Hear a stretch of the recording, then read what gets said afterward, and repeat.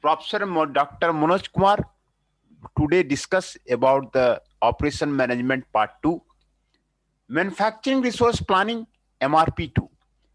Manufacturing resource planning MRP2 is described as an effective and planning strategy collaborating all resources in a production organization.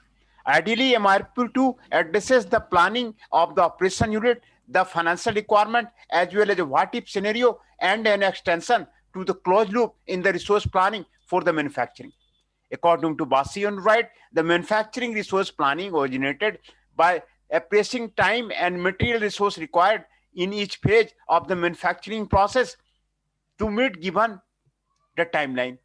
An MRP2 system requires a computer base for the data capturing and other software requirements. MRP2, as an advanced system, controls all the resources of an organization. It is an integrated system of the data management in each department, producing a main resource strategy for the company. MRP2 converts resource planning into inventory requirement, marketing forecast, material handling, human resource, and scheduling of the production. All the managers of the company have assessed this data using MRP2 as an integrated system will enable any variation in the marketing forecast to simultaneously adjust production schedule. MRP2 systems are often source of the information for managers about strategy to resolve production and manufacturing bottlenecks. It is not only solely a computer program acquisition, but combines human resource with accurate databases and computer programs. It is a whole management idea for effective utilization of the human intelligence in an organization. MRP2 is a collective effort to put together all the materials required in a manufacturing company to effectively carry out a manufacturing activity. Computer-aided technology. Computer-aided technology requires adoption of the computer program to help in the analytics, strategy, and product manufacturing. Usually, the development of the product has three phases: creative phase, engineering phase, product life cycle phase. All these phases are aided by a computer system. Advanced computer aided technology helps in various aspects of the life cycle management of the product, which include design, analysis of the finite element, production planning, manufacturing, and product development. Enterprise resource planning. Enterprise resource planning software system assimilate external and internal information of management across the organization. They integrate financial, manufacturing, service, sales, customer loyalty management information, among others. The application of the integrated software system automates these activity. ERP facilitates information flow across all sections in the organization and manages external stakeholders connections. ERP can be installed on various computer hardware and configured networks, which imply information database. In production organization, ERP is adopted to combine industrial structures, material list, customer request, resource planning, scheduling, coordination of workflow, value management, production of projects, process, and life cycle assessment. Total quality management.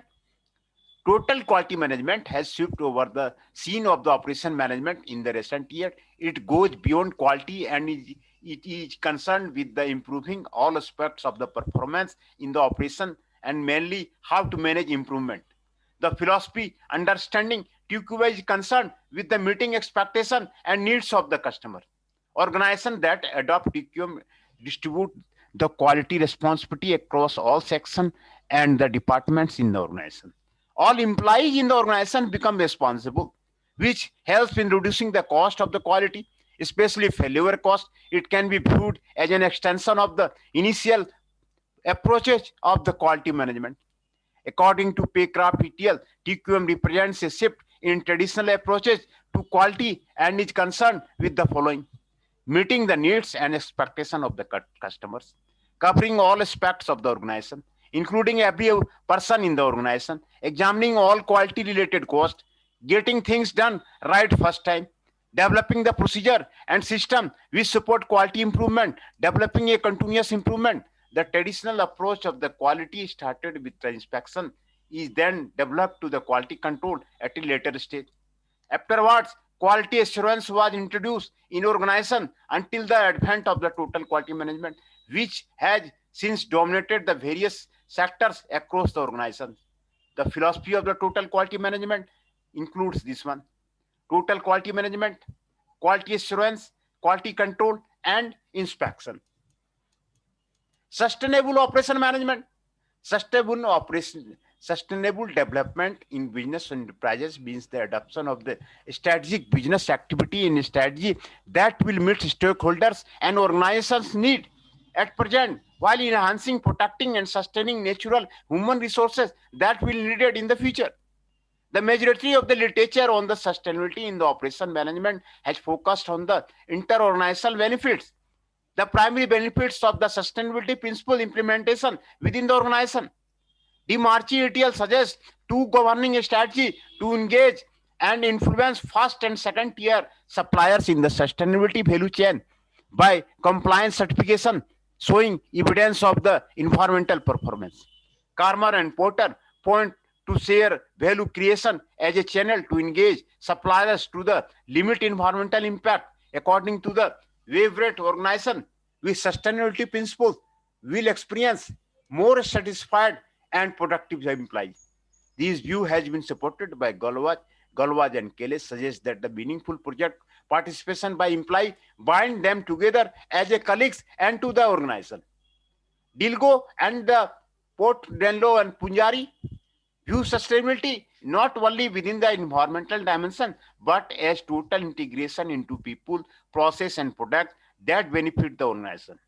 In the context of the sustainability operation management, Porter and Van der Linde believe that sustainability principles improve efficiency, boost sales, create product differentiation, unfold new markets, and enhance corporate image.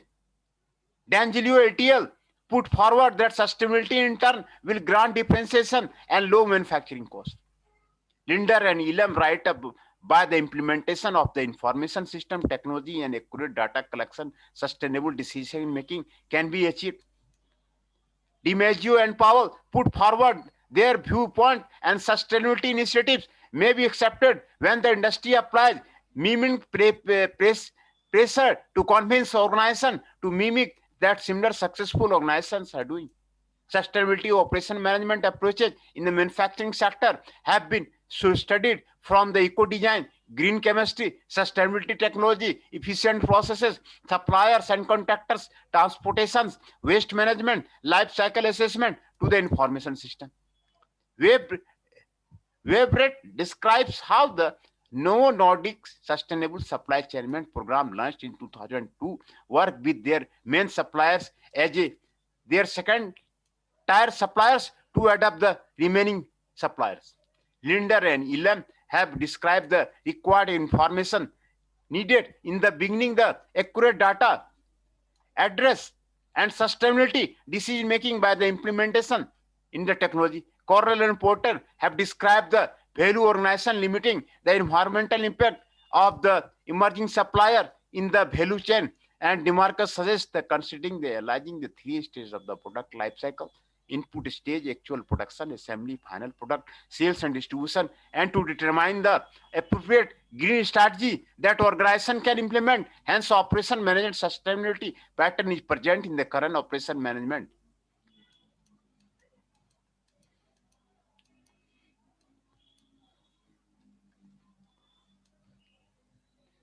Critical analysis of the triple bottom line. Historically, the development of the economy has focused on the maximization of gross domestic product, ignoring